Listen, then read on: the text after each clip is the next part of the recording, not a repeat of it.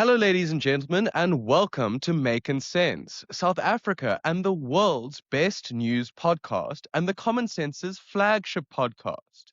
In this show, we gather a panel of brilliant South Africans who live scattered around the world to discuss the most important news stories and ideas of the week. What a show we have ahead of us today. We're going to be talking about a new foot and mouth disease report, Greenland, Trump, Iran, and South Africa, Helen Zille's history and popularity, the history of the NPA, and the World Bank's growth forecast, as well as the impact of AI on software companies. But before we get to all of that, let me introduce you to our panel of brilliant South Africans from across the globe. Joining us from Germany, where he is shouting for us to get to the chopper. He is the director of the Bremen Democracy Research Group, the Dutch Schaefer of Schwachhausen, James Myberg. From Germany, we make our way across the Atlantic to be joined by the Common Sense's Washington correspondent, who is putting on her mech suit to go fight an alien. She is the Ellen Ripley of Rosslyn, Raina Opperman. And finally, we are off to South Africa, from where we are joined by the Common Sense's editor, who is about to rob an ancient burial site. He is the founder of France Cranier Private Clients, the Indiana Jones of Ananda, France Cranier. And ladies and gentlemen, as always, I am your host, airdropped into the Kalahari with only a toothbrush and a packet of sherbet lemons, the Johnny English of German Street, Gabriel Makin. As I said, ladies and gentlemen, we have an incredibly jam-packed show today, but we're going to start on a topic that we talked about last week, and that is foot and mouth disease. Because as the Common Sense reported this week, an old report has resurfaced that showed that the issue of foot and mouth disease was on the state's radar a few years earlier. So, Franz, can you take us through what this foot and mouth disease report shows and what it means that the problem was already known about? Yeah, we read a really interesting report that was commissioned by the government in 2021 and published in 2022. And it essentially set out in great detail exactly the kind of epidemic risk that South Africa's agricultural sector now faces with foot and mouth disease, and spelled out the consequences. And the report was pretty explicit, firstly in saying, look, controls and movement controls of animals that had been central to managing the risk of a foot and mouth outbreak over decades in the country, that these had collapsed. The report identified that. A second thing that the report identified was that South Africa's state-owned agricultural vaccine producer, Onderstepoort Biological Products, had essentially collapsed and wouldn't be able to service domestic vaccine demand. The third thing the report identified is there was a problem in South Africa's state labs, the agri-labs. The turnaround times were extremely low on samples and the like, and this needed to be set right.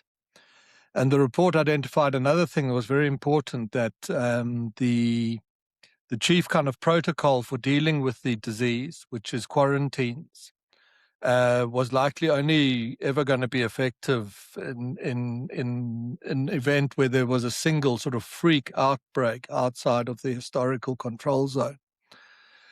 And that trying to apply that protocol to a much broader outbreak would have very serious negative consequences, economic consequences, which we discussed last week.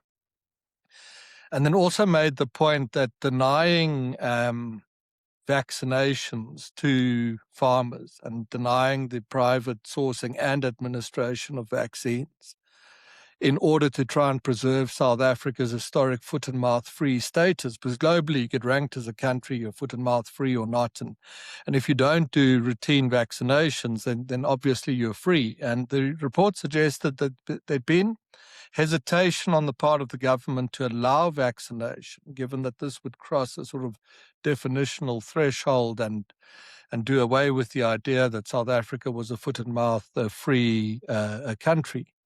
and that this needed to be reviewed because in practice the disease was getting out of control. And so all the warnings were presented to government of exactly what is the problem and exactly what the consequences would likely be, and that was done, a good 2 or 3 or 4 years ahead of the position that the agricultural economy finds itself in today. Gabriel. Yeah, so Franz, I think I'm going to ask you a question that I posed to you last week, but I think the answer might have changed given that, we've now found out that the knowledge that this would be a disaster was already out there. So, you know, how much of the responsibility for the current outbreak can John Steenhuisen assume? And like using the report that, this report that we've mentioned now, what should he be doing? Well, I'll give you a similar answer. The deck was stacked for this epidemic long before John thought of becoming Minister of Agriculture, and that must count for something. However, the principle has to be that you are the guy in the hot seat and you carry responsibility. Otherwise, you set into motion an absurd state of play in the country where the political leadership can say, look, it was my predecessor's problem. Unemployment is because of the previous guy. I'm not responsible. And I think John's in a powerful position. He holds half the government essentially in the palm of his hand, and that gives him great leverage. And he is the minister and has a great amount of influence even before you get to regulatory authority before that, to make the decisions now that will correct this and stave off a greater problem. And I suppose the way to view it is in time will people say he replicated the same errors that were highlighted in this report, or did he set them right? And given where he is politically under pressure in his party and the like, there's an editorial that the Common Sense put out to say that this sort of virus determines John's political career. I think that's the case. To his credit, one of the sort of forces at play here was a reluctance to allow private sector sourcing of vaccines, given that the precedent would further undermine the prospects that onderstepoort biological products could kind of get back on its feet. Because if we, as a country, if we start private vaccine procurement, then what's the point of spending billions of rands on upgrading onderstepoort so that it can make vaccines that you can just order the specs of and buy from anywhere in the world on price and be competitive. And if you start cutting off those kinds of contracts and things, you threaten the cash flows that come out of the state, and you start setting all sorts of precedents, and that worries all sorts of quasi-corrupt actors. And John, to his credit, has pushed through that, and there is now some private sourcing and procurement of vaccines. That's certainly progress.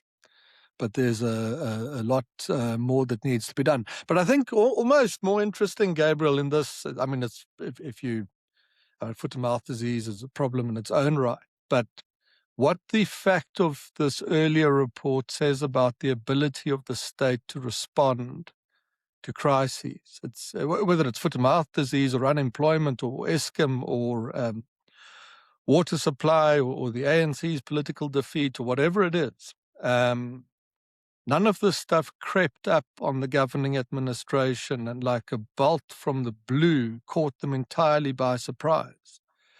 Very often, if there's a contemporary problem that South Africa is seeking to address, you can look around and you'll find an excellent document or report, often sent directly to policymakers saying, hey, this is what's going to happen. This is why it's going to happen. These are going to be the consequences for you. But in few instances does that seem to prompt the kind of government reaction or regulatory behavior or whatever to head off the consequences and avoid a problem. I do want to ask just one last kind of contextual questions on this. We've mentioned now both times we've talked about foot and mouth disease, the honest to put biological, um, whatever. Can you just explain to us exactly what that is and like what its collapse kind of meant for the country? South Africa's pre-94 history is in many respects quite socialist. And agriculture was a good example of that. And the state was often a primary buyer of agricultural goods, and prices were in a sense set, and there was a very cozy relationship between producers and the state. And a wonderful thing, in fact, that I think the ANC did after coming to power in 94 was to cut off agricultural subsidies and tell farmers, hey, you're on your own, you've got to compete. But there are legacy issues that remain. And onderstepoort biological, what is today onderstepoort biological products is really the sort of later evolution of a idea that the state would control a degree of the sort of veterinary support space in the country. It would produce research vaccines and other veterinary products, and it became really good at that. And onderstepoort, in fact, became a leading producer and even exporter of vaccine-related products. So that's the background to it, and the state relied very heavily on it. It relied very heavily on state-mandated veterinary and movement controls, on state veterinary services, and even on something as sophisticated as state-manufactured, researched, developed, manufactured, and distributed vaccines. Zoran Mandami would think this is exactly the way you should run a whatever it is. In the present, however, what's happened at onderstepoort is mismanagement and allegations of serious corruption. And as a consequence, it's a shadow of what it once was, and no longer has the ability to produce reliably the kinds of products that the state once relied on it to produce. And, that's now the basis of the argument, to say you've got to outsource this to private actors because the state doesn't have the ability it once had to handle much, let alone a crisis of this nature. And isn't that, if you go just again, let's go beyond foot and mouth disease and talk about things. There's generally on South Africa, it's so often the case that private innovation in South Africa is spurred by the failure of the state to do what it wishes to do. So where policing hasn't been effective, it spurred this massive growth in the private security industry. Where the provision of electricity hasn't been effective, it spurred the sort of massive rooftop solar energy expansion. Where the state railways began to fail, you saw a commensurate lift in privately carried freight on the country's roads. And what's happening around onderstepoort is something similar.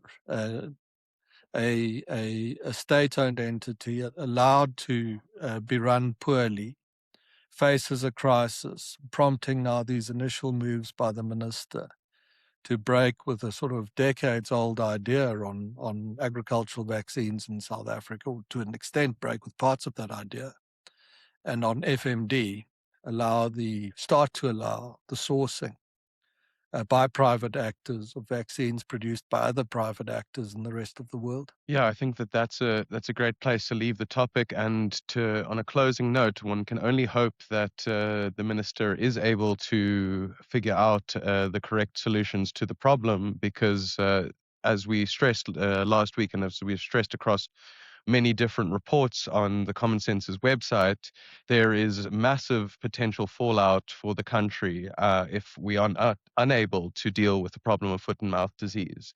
So all the strength to the people in charge of sorting this problem out. But we are going to turn our attention away from South Africa towards a interesting part of the world that has only recently become incredibly relevant, and that is Greenland. And so we'll stay with you, France, because you're going to provide us some context as to why Greenland has become so important and such a newsworthy place, and what the most recent developments are with Greenland. Yeah, I mean, it's a very interesting story. Now, the American president, Mr. Trump, has, in his usually blunt manner, had a lot to say about Greenland, and much of the reaction to that has been outrage that what his administration is after is some kind of, I don't know, colonial land grab or greed or something of that nature. If you can get past that initial reaction, the Greenland actually stands out as a really important part of the world. It's if Western control of Greenland is lost, you might have to go to Google and quickly look at a map or something. What that allows is that the northeastern seaboard of the United States becomes vulnerable. And that in order to defend the northeastern seaboard of the United States, it is very important that Greenland remains in friendly hands, as Americans might see it. Now, the fear, I mean, once you get past the blunt commentary and so on, there's a concern that Europe doesn't have the ability, the resources, or ultimately, which I'll get to, the political will to hold Greenland, and that influence over the territory. It's a sort of territory held by the Danes, but has a sort of degree of autonomy of its own, might fall to Russia and China. And if this were to happen, the consequences for the national security of the United States would be very severe. And for that reason, the Trump administration has raised the prospects of taking Greenland into its possession in one form or another. Now, this meets again with vast amounts of outrage. There is precedent for it. The Danish West Indies, I think that's what they were called, in 1917 were bought by the US and are today the US Virgin Islands. So this is not without precedent entirely. Denmark doesn't claim complete a hold on the Greenland territory. In fact, the Danes and the Europeans more broadly, Brussels, are in practice on the record to say that should Greenlanders decide via a referendum or something equivalent to that, that they wish for autonomy or greater autonomy or to do something else, that decision would be respected. And so if you're an American strategist or security thinker and you hear that, you say, well, hang on here, there are not many people in Greenland. If some foreign power arranged a long-term strategy to sway opinion and trigger a vote of some sorts, does this mean that they could simply use that mechanism in order to use Greenland as a state lily pad from which to threaten the US? And the answer would have to be yes. Then I think the last point the Americans are making is to say in practice to the Europeans, look, you guys couldn't even control your eastern frontier with Russia, and you needed US resources, financing, technology, and the like in order to fend off that threat. It's therefore not compelling to say that you have complete security control of your western flank. You can't control the east. Now you claim you can't control the west. And if you're ever forced into a position to deal with both flanks at the same time, what are the consequences of that? And the Americans would go further then to say, therefore, in practice, you already are wholly dependent on us to secure Greenland. And doesn't it then just make sense that we formalize that relationship to a greater extent than it might otherwise be, particularly from our perspective, to head off the threat that through a future referendum or something of that nature, control of the territory does slip out of Western hands and into the hands of, the Americans would fear, a degree of Russia or a degree of China. Gabriel. Yeah, thank you, Franz. So I'm going to ask you a question, which is an argument that often will get kind of brought in on this topic of Greenland by a lot of Western commentators when they say, okay, well, all of these concerns are well and good, but really the current relationship that the US has with Greenland is enough. They can put bases, they've got bases on Greenland. They can have their ships on Greenland, and it's very the Europeans have no interest in changing that relationship fundamentally. The Danes don't want to boot the US out, get rid of their air bases, and give them to China. So isn't it just sufficient that we carry on as we're carrying on? Not really. And I mean, remember, one of the things we're trying to do here, and on this show too, and at the Common Sense broadly, is to kind of get past the sort of, I mean, in this case, the idea Trump is bad and therefore the Greenland thing is bad. We don't have to think further. We're trying to actually just think through, how do different players in the rest of the world see things? The American answer to what you say might be this, that two answers, one and then a better one. One is, well, if that's true and you say we already have the bases and therefore we have control, let's just formalize that agreement. You're therefore saying you don't have control because we have control.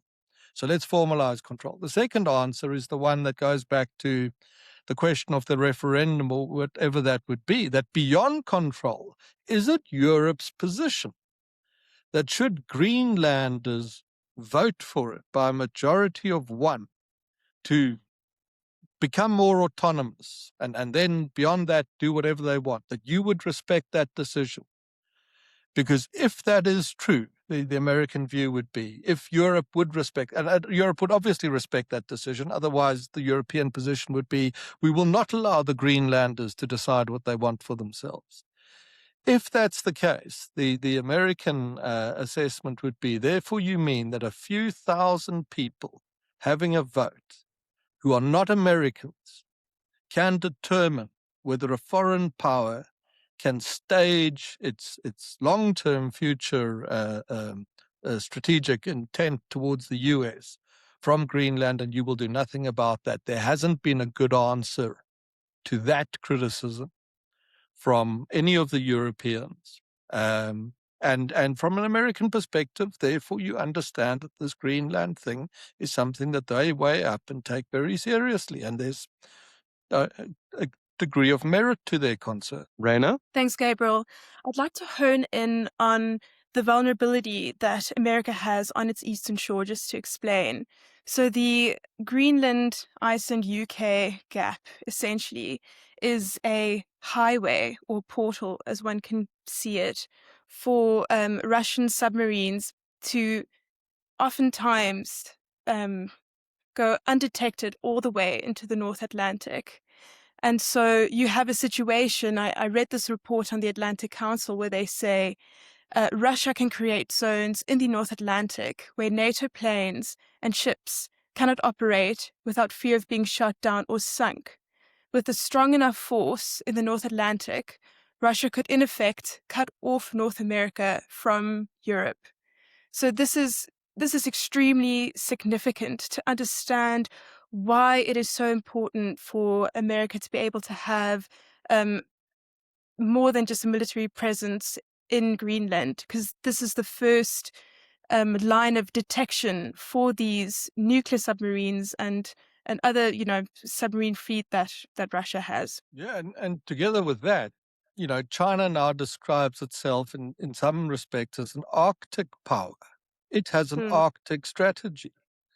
So the idea that gets cast around that the American intent on Greenland is simply kind of abusive, there's some serious weight behind it. And again, this is what we're trying to do on the show, is talk about those things. If you've watched us a lot, you'll know that some of us have very generous interpretations of Russia and think that Chinese influence in the world could be positive in many respects. That's not, that it's in every case. I mean, without being wedded to one ideology or another. I just think it's a great pity that in many of the debates about really interesting things happening around the world, people get so worked up by the personalities of the people involved, particularly Mr. Trump, that you don't even get to the point where you get Rainer's. I mean, what is Europe's answer to Rainer's point? Is she wrong? Can Russian submarines not stage in the North Atlantic by, well, I don't know how you pronounce the GIUK gap, by It's breaching the. yeah. Yeah. What's the pronunciation of it?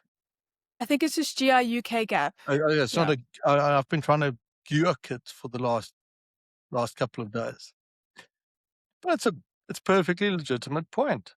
And yeah, so the it's actually often true in the Trump administration that positions they take that are written off by commentators and analysts, particularly in the Western media, as ridiculous, absurd, awful.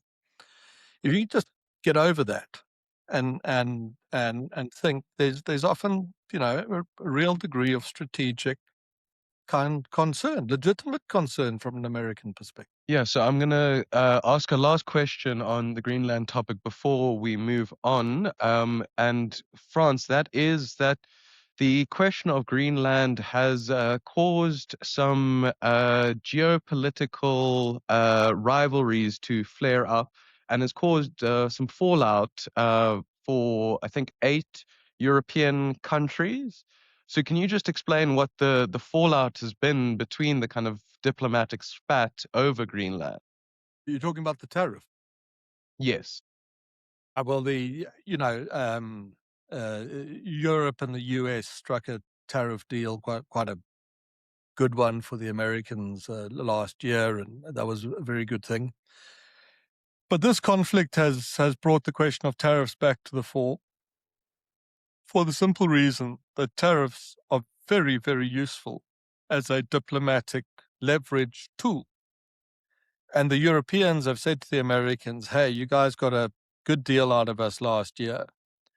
If you push us on this Greenland issue, we will seek to revise aspects of that deal. And the Americans, in turn, have told the Europeans, this isn't a one-way street, have told the Europeans, hey, if you guys, if anyone is globally, in fact, is critical of our ambitions for Greenland, we'll hike your tariff rates by I think they said, I don't know if it was 25% or whatever. But as ever on this sort of thing, the best advice is you take Trump seriously, but not literally. Don't but what you see there, Gabriel, the point I'd make to you is how very effective tariffs have become in global diplomacy.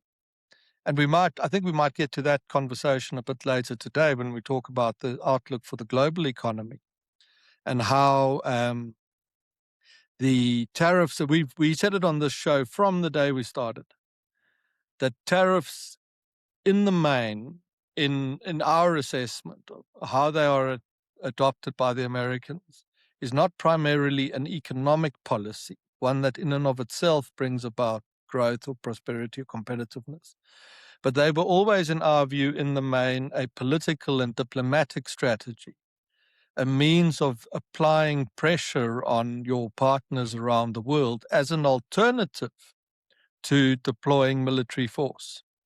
And that the Europeans were able to threaten the Americans on tariffs is simply to show that, tariff strategy broadly now should, more than ever before, be read less as an economic policy, much less, much more as a diplomatic tool, a warfare by other means, a diplomatic tool for great powers to exert leverage over each other. I think that that's a great place to leave the topic of Greenland, but I will leave the topic with a question to the audience. Next week, I think we're going to cover the EU's anti-racism strategy, which can be found online to any of our intrepid audience listeners. Please go read that strategy and then tell me, do you believe that the leadership of the European Union has actually got the correct goals in mind? Because this has been touted as a center post strategy for the European Union to adopt and go after a piece of legislation and a strategy that it will inflict endless amounts of self-harm upon Europe. But we are going to continue on the theme of geopolitics, and we're going to go to you, Raina, because you have an interesting insight into how Trump's approach to Iran should be read and how that could have an impact on South Africa and their relationship with the US. Thanks, Gabriel. So I'd like to examine a story that connects Tehran, Caracas, and Pretoria. And so these are three cities that are caught in the crosshairs of America's reasserted sphere of influence. And the question one asks is simple. As Iran's so-called axis of resistance crumbles, where does this leave South Africa? So to be clear, the axis of resistance is Iran's network of proxy militias and aligned governments. So one way to understand at what's happening is to look at how Iran's axis of resistance is slowly being dismantled by the US and Israel. So think about what Iran has lost just over a year. Hamas has been crushed by Gaza. Hezbollah's top leadership has been killed, and the group is significantly weakened in Lebanon. Iran's longtime ally Bashar al-Assad has collapsed in Syria, and the United States has carried out strikes on Iranian nuclear facilities. And now Iran itself is under pressure at home. Since late December, mass protests have erupted across the country, triggered by the collapse of the currency and the worsening economic condition. So reports are also suggesting that thousands of protesters have been killed by the regime. So this is really potentially an existential threat for Iran. And then the next Iranian foothold to fall was Venezuela. In early January, US forces arrested President Maduro in Caracas. And Venezuela was not just another friendly government for Iran, it was a critical logistical, financial, and ideological hub for Tehran and Hezbollah. So who is left now? I mean, Cuba has been cut off from Venezuelan oil supplies, and it's badly diminished. And Iran's presence in the Americas is shrinking by the day. And so this is where things get really uncomfortable for Pretoria. The ANC has long-standing ties with Iran that we've seen in several ways. Senior South African officials visited Iran shortly after the October 7th attack on Israel. The ANC hosted Iran Hamas proxies in South Africa, including at the conference that re-elected Cyril as the ANC leader. South Africa played a leading role in pushing for Iran's admission to BRICS. And lastly, one can look at the ICJ case against Israel. And analysts have suggested that this might even be financed by Iran. And then most visibly, last week, South Africa hosts naval exercises with Iran, Russia, and China. And the optics were disastrous. South Africa is a country that presents itself as non-aligned and as a champion for human rights and justice. And now you're conducting a military exercise with a government that at that very moment was killing its protesters on the streets. And so the ANC responded with a statement urging Iran to respect the right for its civilians to protest, but it also called for restraint from all parties. I mean, who are the parties here? We're talking about unarmed civilians exercising their rights against a state security apparatus that has reportedly killed thousands of protesters. The two are just simply not the same. And then there's also the confusion of the naval drills that were hosted in False Bay last week. President Ramaphosa reportedly instructed that Iran should withdraw from the exercise, but that didn't happen. Iranian vessels still took part in the exercise. And then in response, the presidency claims that senior Navy officials defied the president's orders. So if that's true, that would mean that a handful of officials effectively hijacked the operational capacity of the Navy to host a hostile power for a week-long naval exercise in direct opposition to the president and the government, which I think is an extraordinary claim. So what this looks like instead is that the ANC is watching Iran's position collapse globally and is scrambling to adjust its stance. The consequences, especially for South Africa's fractured relationship with the US, are very real. France? Yeah. I mean, that's another kind of great intro to kind of looking through the noise on contemporary global stories and seeing something else, which is this takedown of Iran. And if you like hear it through the way Rainer explains it, you had Iran with its circle, it's of influence in the Middle East, and piece by piece, the Israelis with their American allies dismantled it. Hamas gone, Hezbollah gone, Assad gone, etc. Then there's the war last year in Iran itself, and the message to the Iranians, which is simply to say, hey, we can take you out if we wish to. So, you'd imagine there'd been some back channel diplomacy to say, we want this kind of behavior from you, or we're prepared to do that, to take you down.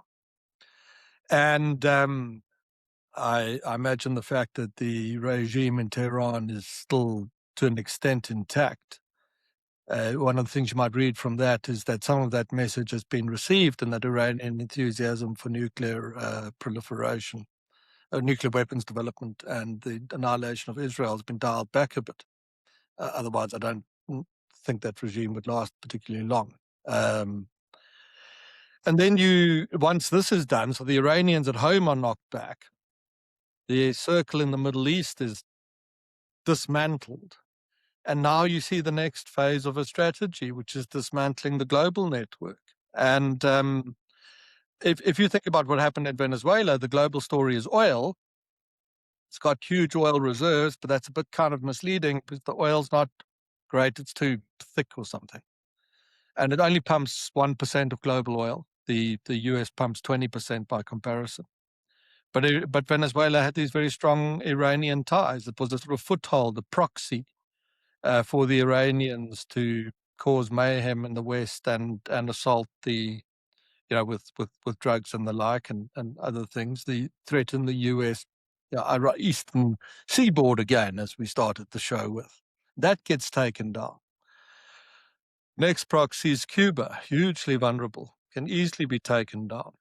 And I think to whatever extent there are South African officials who are close to the Iranians, politicians, the pattern of behavior here says the network is being taken down and you should reconsider your position as well. James?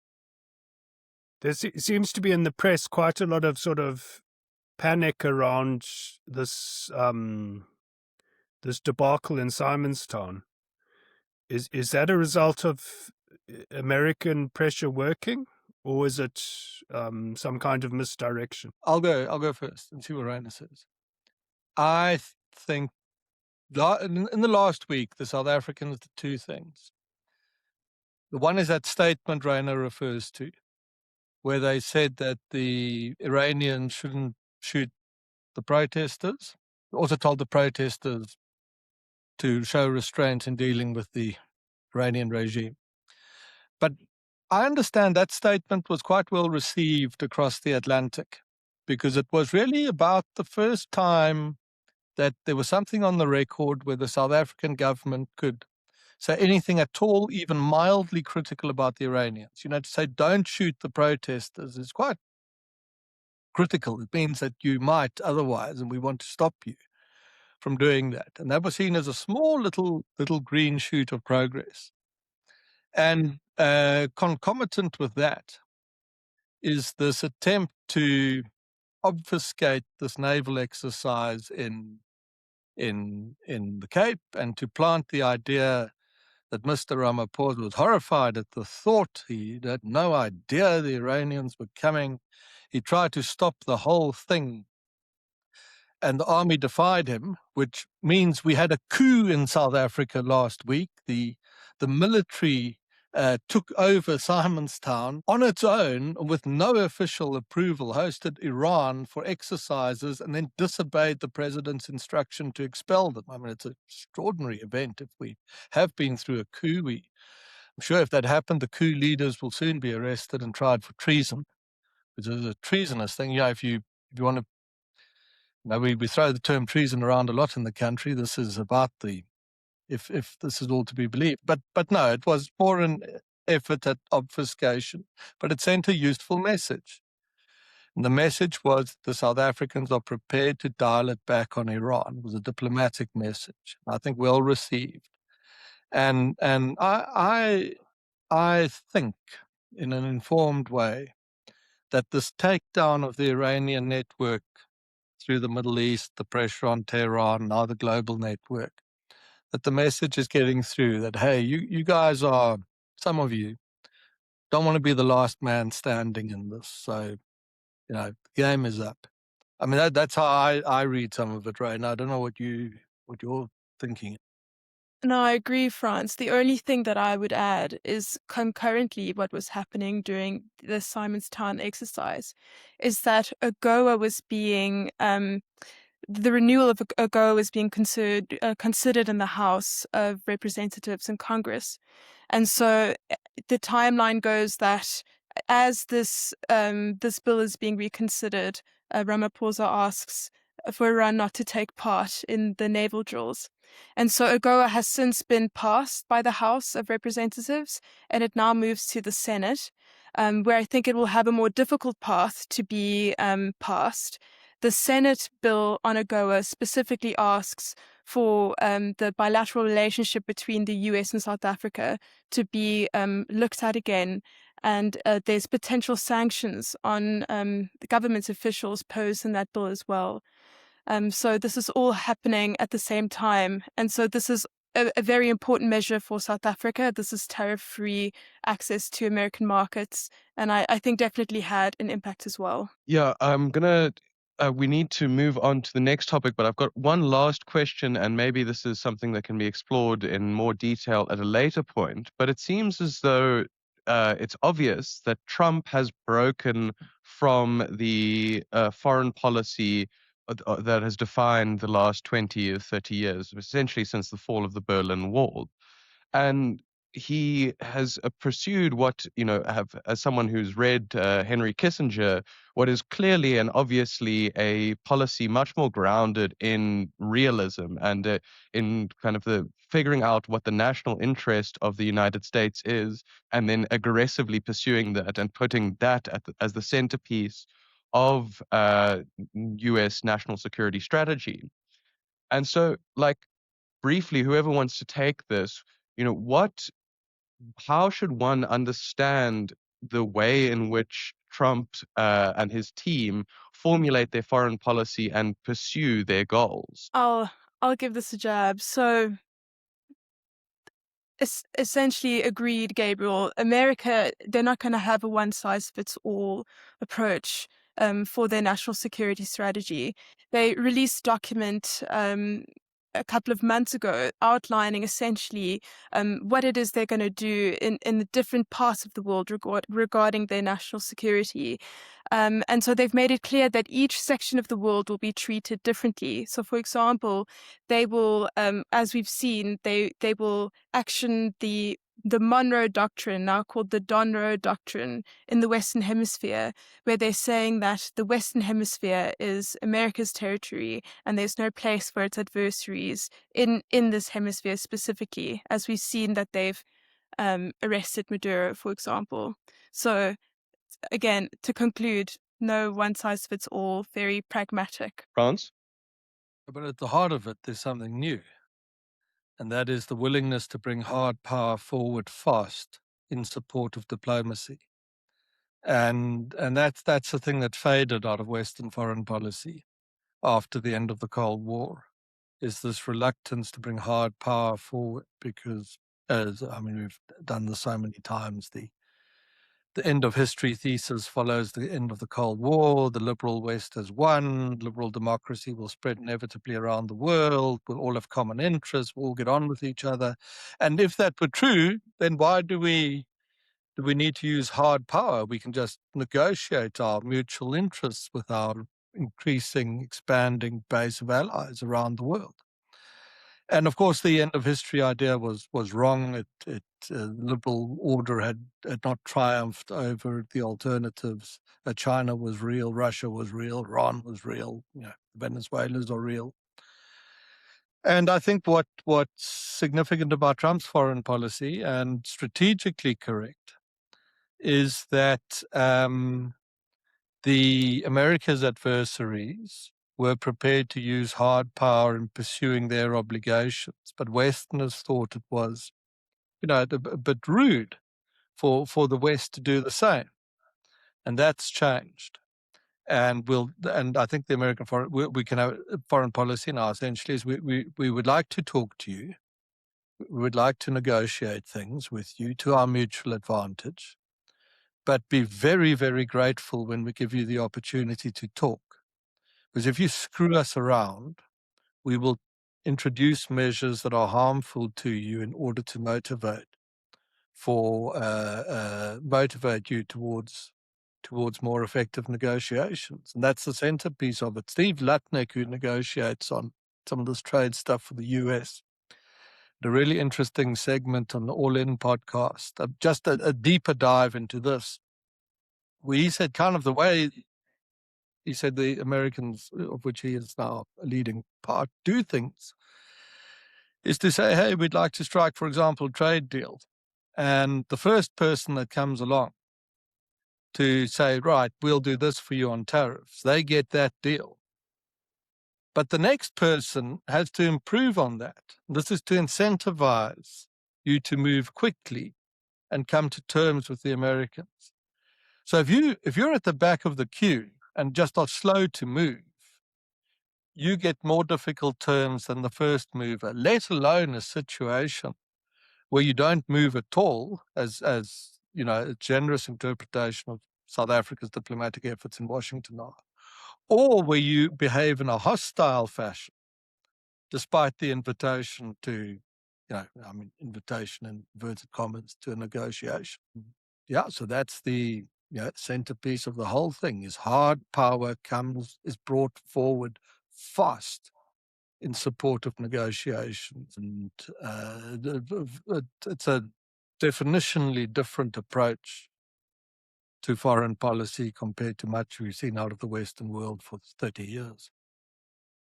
Yeah, and I think it corrects a mistake that the West kind of inflicted upon itself, which is they seem to adopt the attitude of rules for me, but not for thee.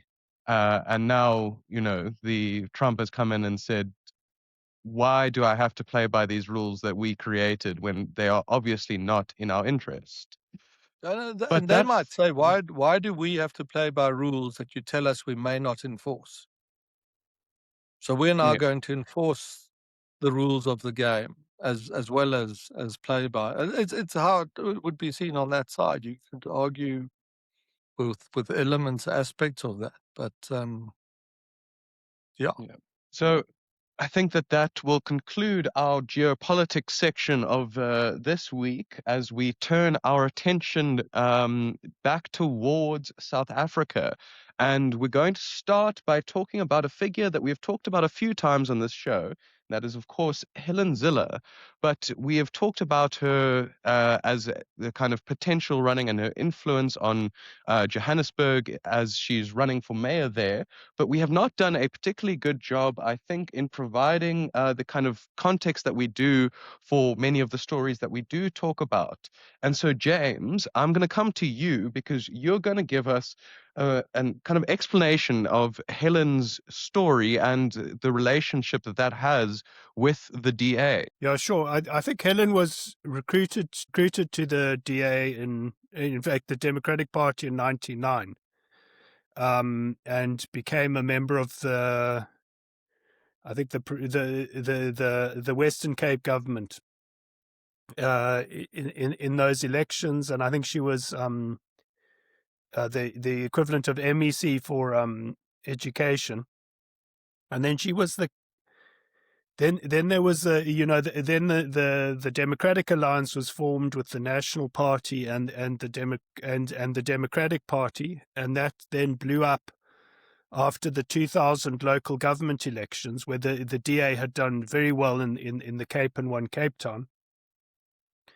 And then the National Party under Martinus van Schalkwyk walked out. It took and walked into an arrangement with the ANC.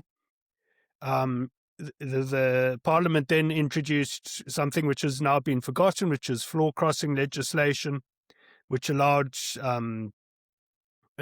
people to cross parties. It was written in a way that completely benefited the ANC and completely nailed the opposition parties.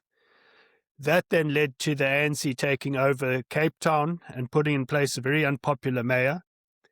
And then Helen led the campaign, the Democratic Alliance campaign in Cape Town in 2006, which the DA narrowly won. They secured a majority through a very precarious coalition deal.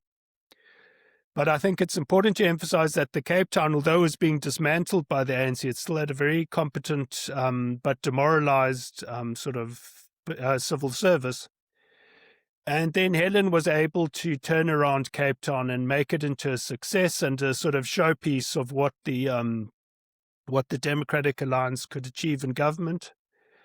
And in a way, she was maybe saved by Zuma coming onto the scene and throwing out Mbeki as ANC president, because the new Zuma people were very anxious to get rid of floor crossing legislation before the Mbeki people left the party, which they then did. And then Helen, building on her success in Cape Town, she then became the leader of the Democratic Alliance once Tony Leon stepped down.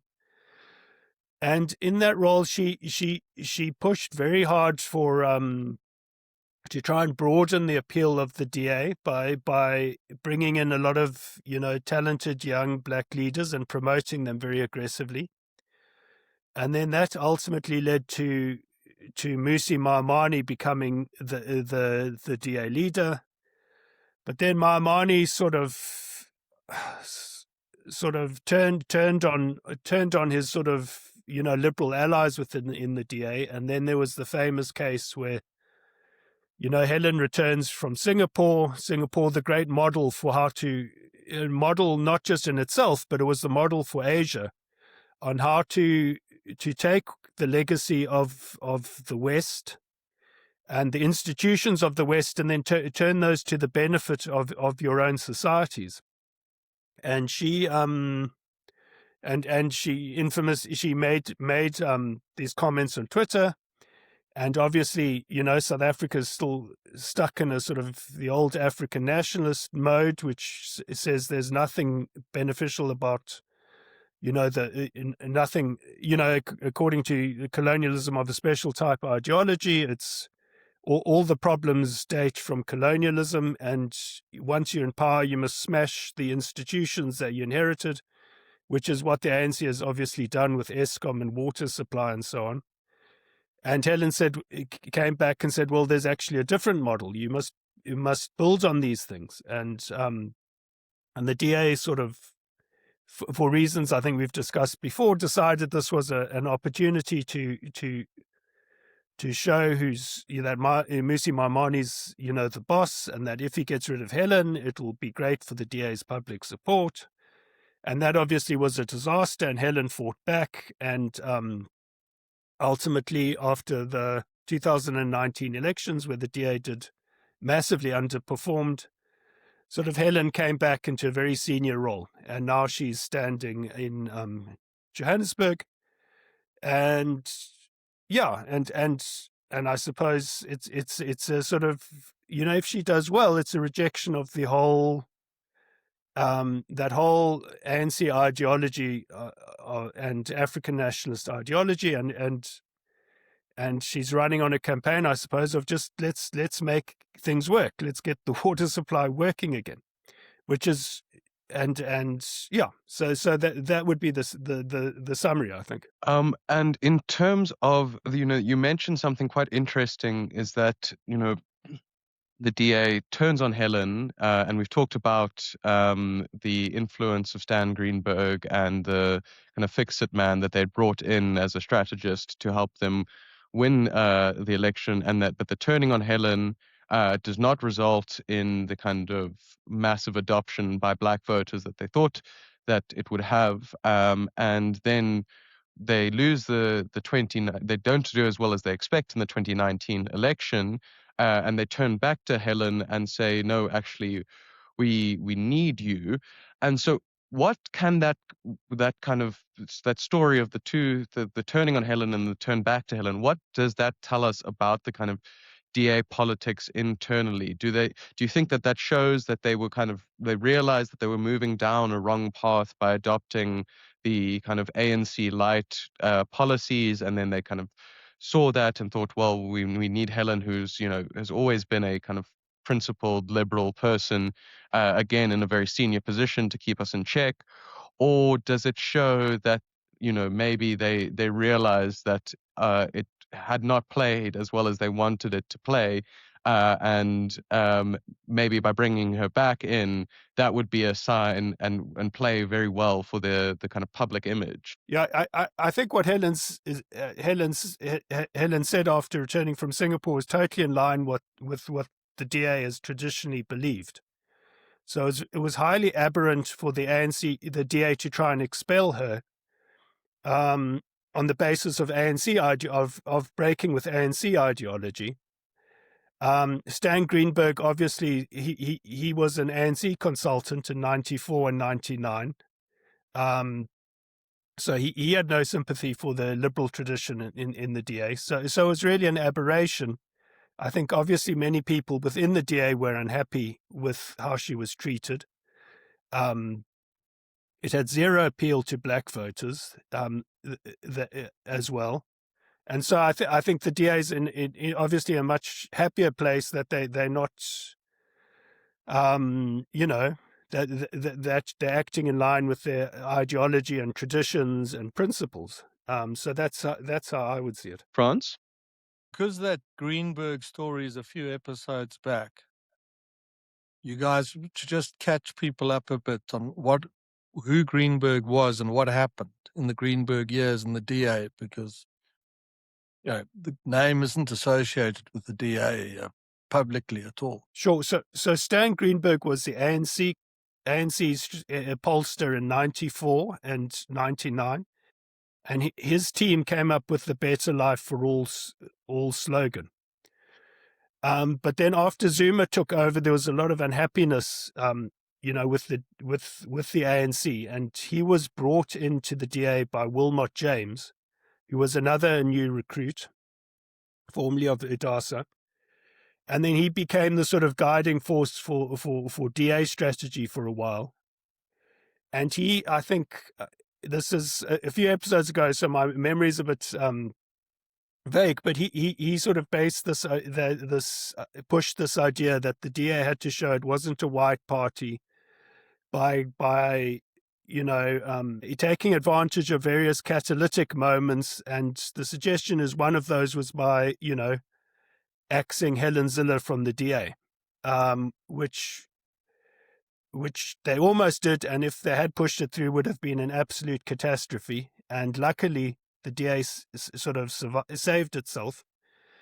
And and now we are where we are with the DA and Helen, standing in Johannesburg. And if the DA makes a breakthrough in Johannesburg, has the potential of fundamentally, I think, changing South African politics. Yeah, and so I think that's a great place, France, to move to you, because you had some comments on what our polls show about Helen's kind of popularity in Johannesburg.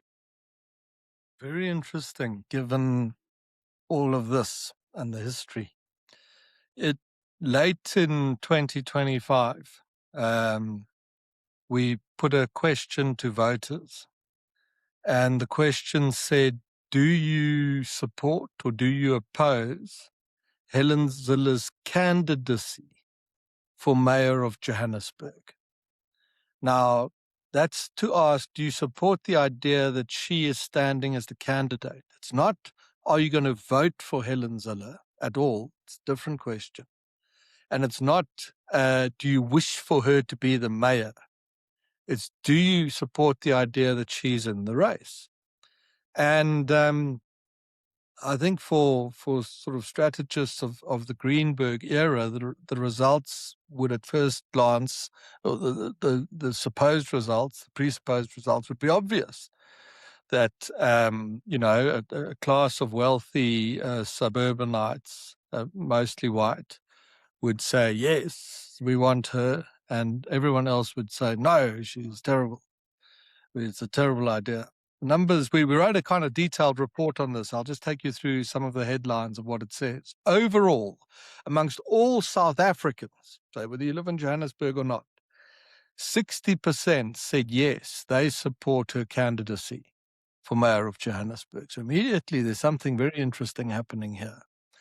Amongst black voters, so this is across the whole country, 51% said they support her candidacy, 41% said they don't. So a small majority said they support the idea. Extraordinary given the history. Amongst ANC voters, exactly half, 50% said they support her standing in Johannesburg, and 44% said they don't. Now, if you're an ANC strategist, just of a few years ago, if someone had said to you, this is what the data is going to look like, you'd have said it's absurd, ridiculous. It shows how fast things have shifted. And amongst voters just now in Gauteng, which is where Johannesburg is, the province that it's in, 63% said they support her candidacy.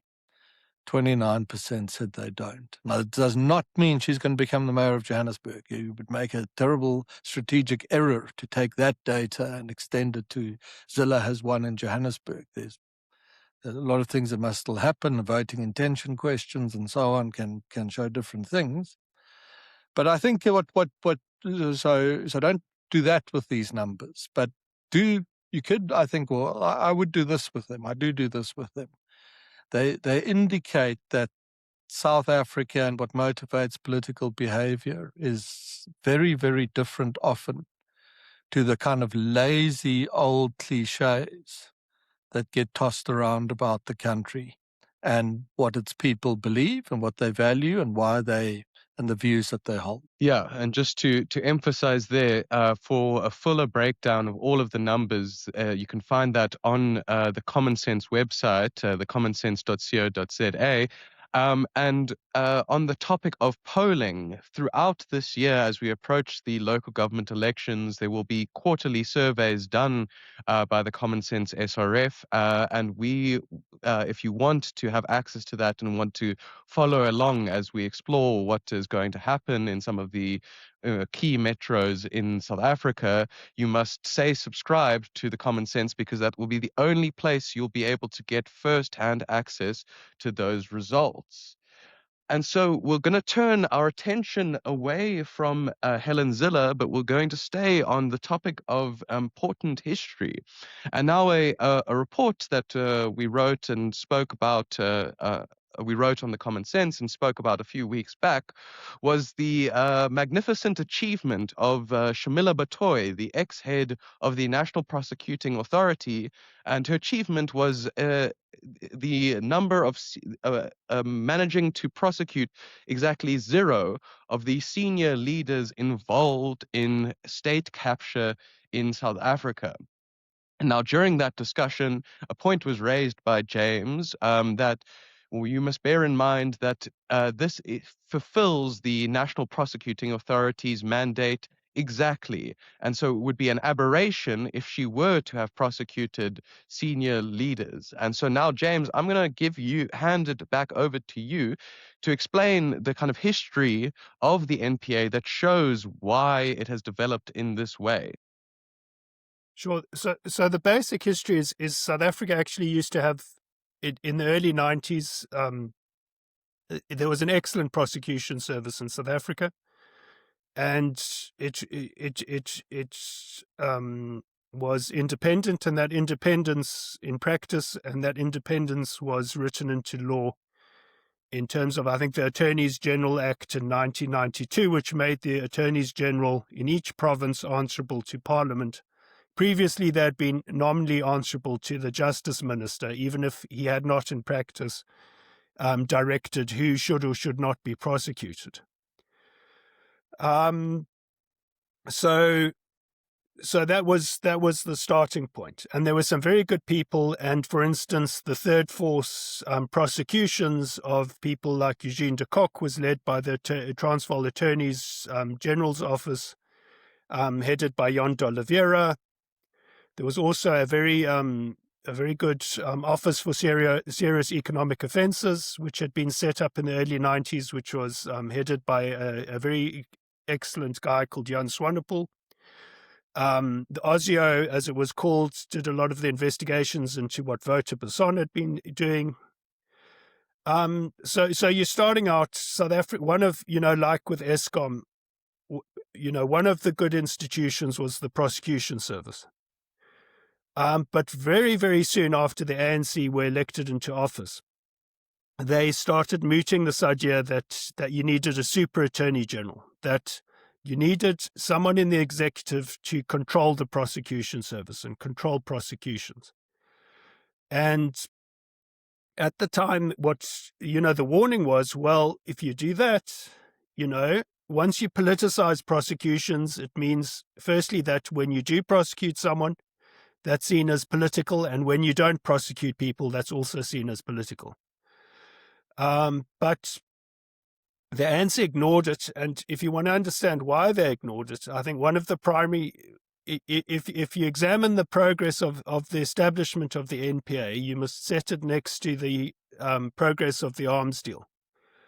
And the ANC, even before it was coming into power, it started entering into negotiations with French and particularly British arms companies around future state procurement. And at each step of the way, the progress of the arms deal and the establishment of the NPA are running parallel to each other. So eventually, in 1996, this National Prosecuting Authority is written into the final constitution, and it's a sort of mashup between what the ANC wanted in terms of the Super Attorney General and the old Attorneys General Act of 1992, which was supposed to ensure the independence of the prosecution service. And then in 1998, the NPA is finally established, and the ANC then, as part of its cadre deployment policy program of bringing all levers of power under ANC control, it then appoints an ANC, previously an ANC member of the Senate, Bulelani Ngcuka, to be the new National Director of Public Prosecutions. Obviously, he, by all accounts, he was a very driven, competent, capable guy, but obviously ANC up to his eyeballs.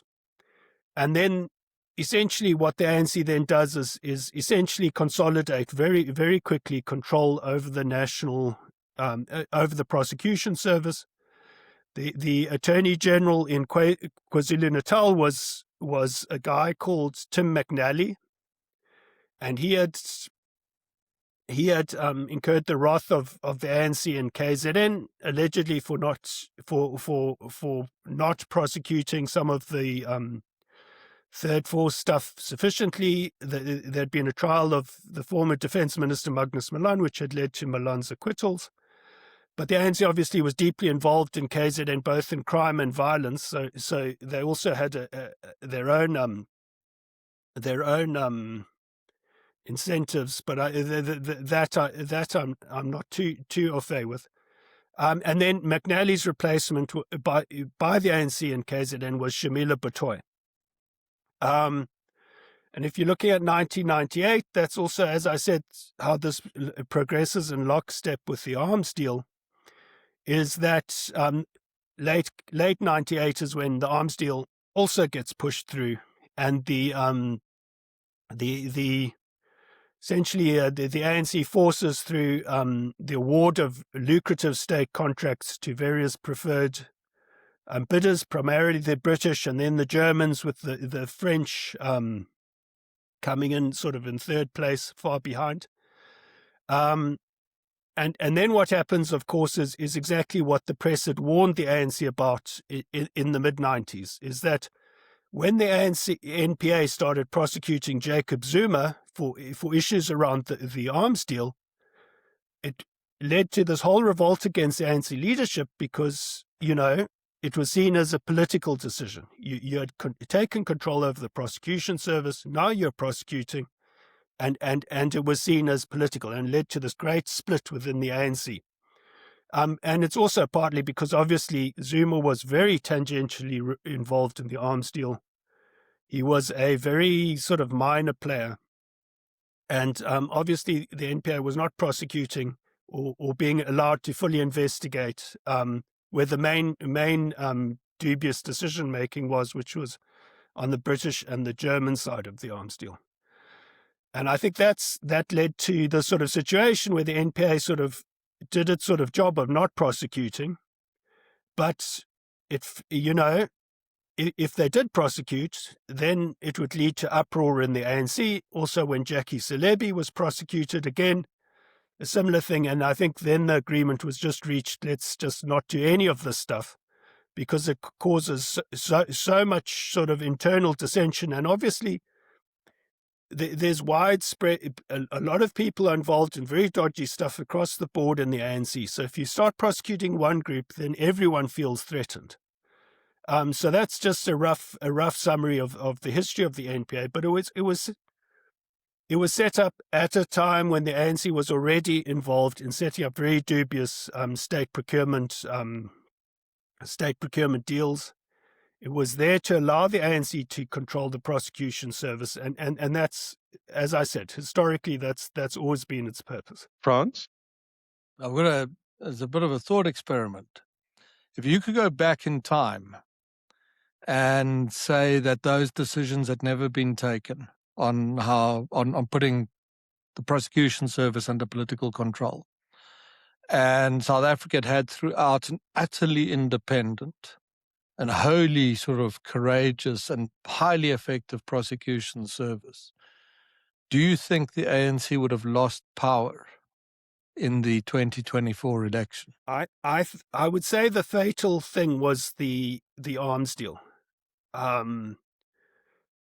which, as I said, it actually precedes the prosecution service, and it created a very compelling reason to bring the prosecution service under ANC control.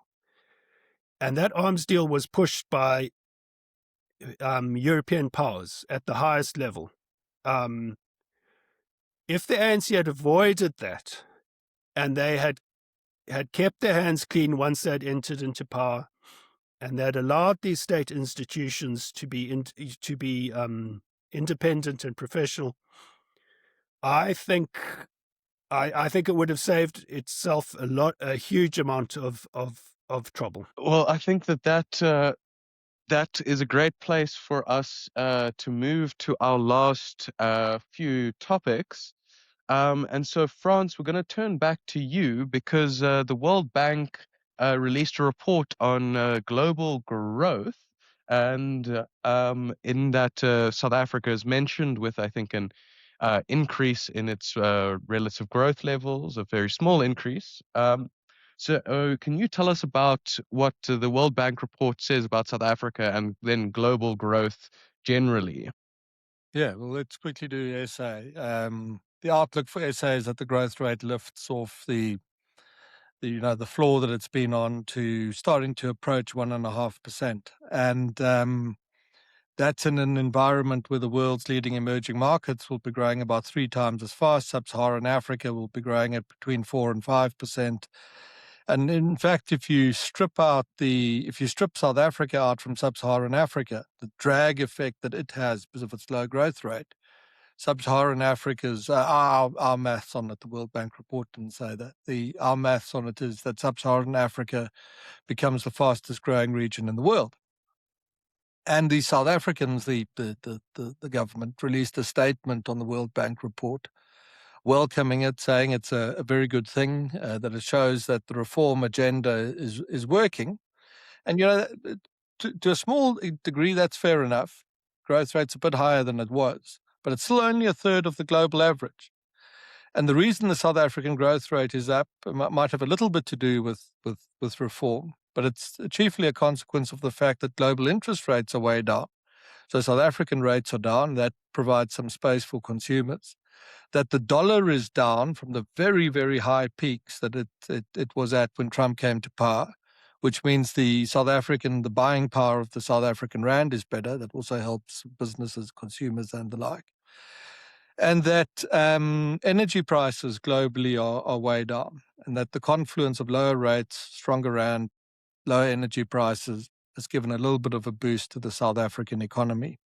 And the thing you should say on that is, you can welcome it as the South African government, sure, but it's a bit of a stretch to say that your reform agenda caused it, or that it is a great success when it is still just a third of the rate of your emerging market peers. So that's the South African side of it. The global side of it is very interesting, because whether it's this data or a recent IMF or OECD data or some of the forecasts out of the world's biggest investment banks, the global outlook is looking really good. About a year ago, if you go back and sort of Google these things and see what people were saying, particularly after April, when the sort of US tariff policy really kicked into high gear, the sense of people who forecast these things is that tariffs will be a massive drag on global trade and investment,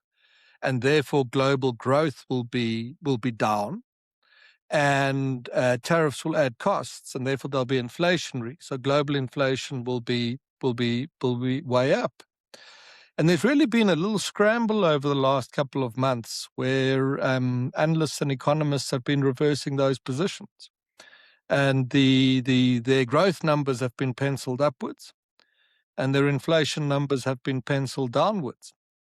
And we published a bit of an assessment of this and why it happened. And I think the central reason why this was off was a misread of what tariffs meant in the hands of the Americans who drove the policy.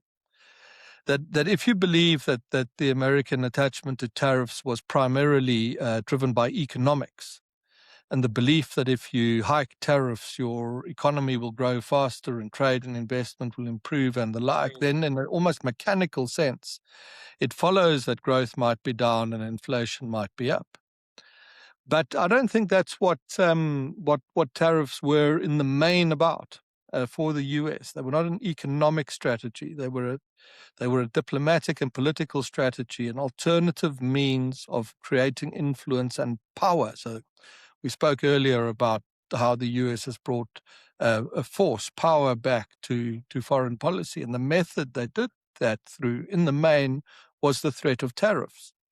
And in many respects, is an alternative to an old sort of neocon idea that you could send thousands of American troops around the world to throw your weight around.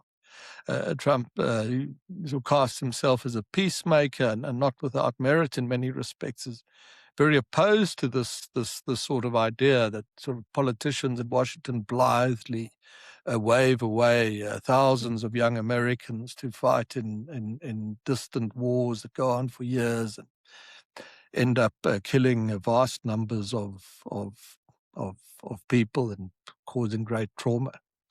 And but if you understood that from the start, and that the tariffs were not driven in the main by economics, but in the main by diplomacy, you would realize that once they had started to have the diplomatic effect that they certainly did.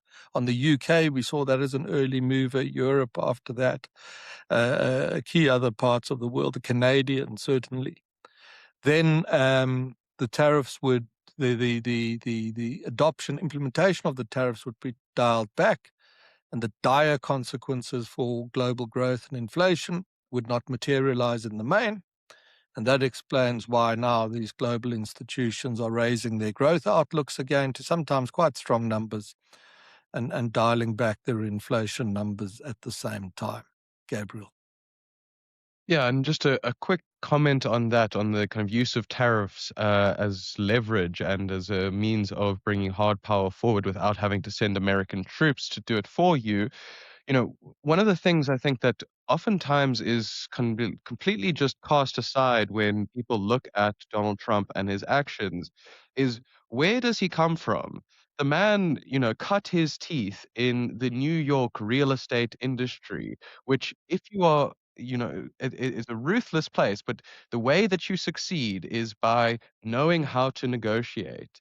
And he writes in The Art of the Deal a section that any kind of global political geopolitics analyst should read. It's just one line, and it says, and the line goes, leverage. Never make a deal without it. That's that explains exactly what tariffs are. And so I think, I'm glad to see the back of the kind of madness that people were who looked at these things were looking at the tariffs with. But France, we're going to stay with you, and we're going to stay on the kind of trend of global economics. But we're going to bring it to a more kind of specific area, and that is the impact of AI on software companies. Now, obviously, AI is globally is having a massive disrupting effect across many different industries. With one of them being, for example, the news media industry, in which plucky startups can come in and with much smaller teams put out a quality of content that is unmatched, especially in South Africa, um, by their contemporaries. But our uh, our topic of today is not on how amazing the Common Sense is, and it is incredibly amazing, and one should remember to go to the commonsense.co.za, but it is on the impact of of AI on software companies and companies in which their only product they sell is software. Yeah, there's some really fascinating numbers. Salesforce, which is a globally very, very prominent, successful company that sells kind of sales software. So if you're a sales team, you'd be a typical client. Its share price is when we last looked a day or two ago, 38% down on its 52-week peak. Microsoft, to be familiar with that, to probably use a lot of it, that's 17% down. Oracle, 44% down, and Adobe does things like Photoshop and PDFs, 36% down from the 52-week peaks. Now, this is playing out across the software industry and at odds with broader market movements. So they're not being dragged down by general trend. And there are two things happening here. The first is a sense that AI products that these companies don't themselves control may make superfluous human agents. And some of these software companies sell their products according to a kind of per seat basis. So let's say you're a sales team and there are 10 of you in the team, then you could have you'd have 10 subscriptions to whatever the product was. And that would help you process your sales and do your pipelines and forecast and whatever accordingly. And the sense is that AI will replace the humans in that team. So the per seat sales model, which has been important to how these companies run themselves and earn revenue and therefore become attractive or otherwise to investors, is being eroded. That's point one.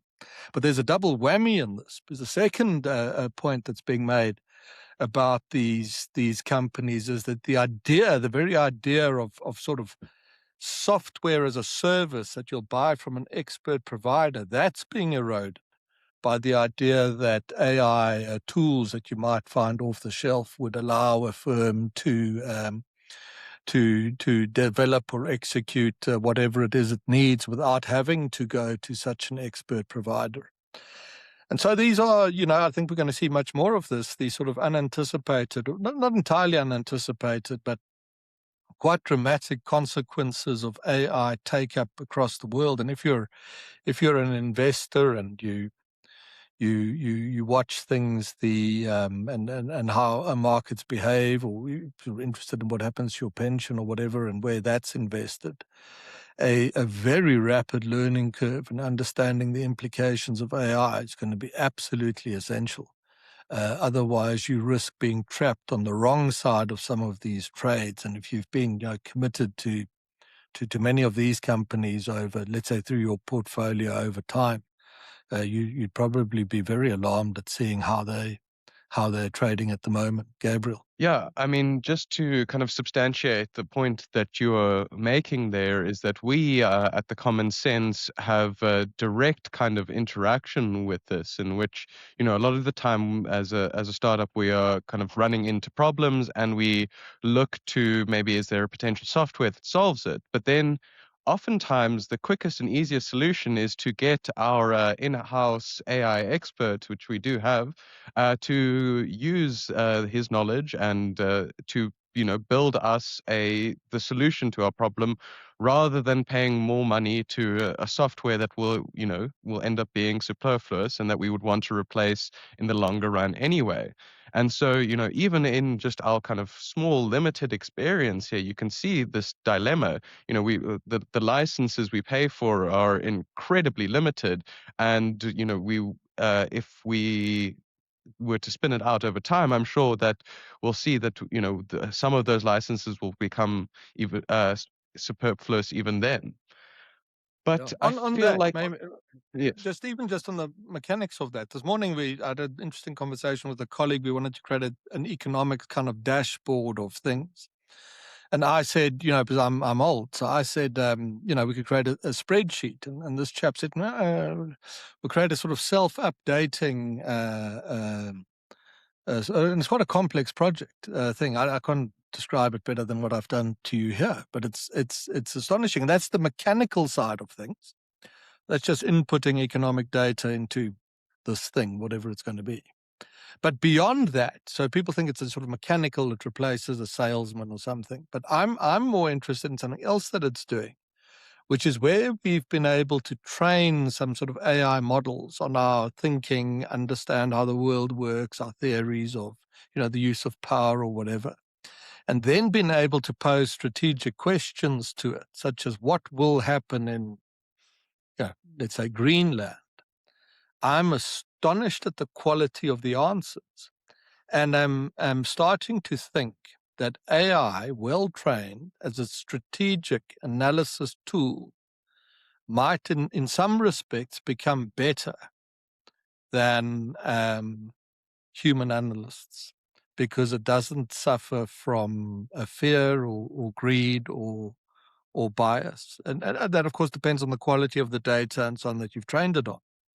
But even just beyond the mechanics, starting to ask AI, what do you think will happen in, here's all the data we'll enter for you, what will happen in Taiwan, what will happen in the US midterms. I can completely see a situation where strategic analysis is made much more accurate globally by the application of AI. And for me, I've sort of done this for some time myself. It's I'm amazed at the power of it, and sometimes how very, very good the assessments are. Gabriel. Raina, to you. Just to add to what France is saying, so I saw a very interesting article this morning where Cloud, which is an AI tool owned by Anthropic, they have now rolled out what they call Cloud Cowork, which is their assistance bot. And it's been revealed that it was built entirely by Cloud, so its own AI, in a week and a half. So it just shows you how now it's getting to a point where these features will be rolled out in like an exponentially fast fashion. And so, Gabriel, as you say, for startups like us, that we can use these AI tools to build advanced systems for ourselves as well. It's very interesting. Yeah, thank you, Ren. I think my last comment on that would be to follow along with us as you slowly can witness the James bot, Rainer bot, Gabriel bot, and France bot become the primary source, your primary source of news and analysis. But that feels like a great place to leave this week's episode. But before we go, though, I would like to take a moment to remind the ladies and gentlemen at home that the Common Sense has a website. I've referenced it a lot today, and I will continue to reference it a lot. But on it, you can find articles that delve deeper into many of the topics we discussed today, as well as writing about a huge number of other topics, from sport to culture to personal finance and economics. We make South Africa make sense. So let me give you a huge thank you to our brilliant panelists for their contributions this week. And thank you to you, the ladies and gentlemen at home, for tuning into this week's episode. And make sure to tune in again next week for another episode of South Africa and the world's best news podcast. I've been Gabriel Makin, and this has been Makin Sense.